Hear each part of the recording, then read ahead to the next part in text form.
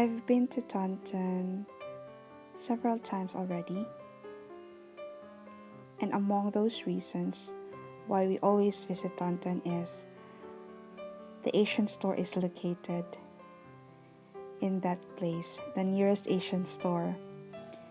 From Bridgwater, you have 4 ways to get there.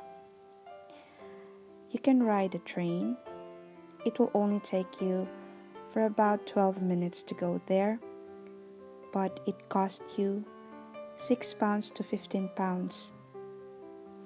That's just one way. But if you ride a bus, it will take you 41 minutes. From Bridgwater, you will ride the bus 21, and it will cost you for around £4 to £6. And there are 2 alternative options going to Taunton. It's either riding a taxi or driving your own car.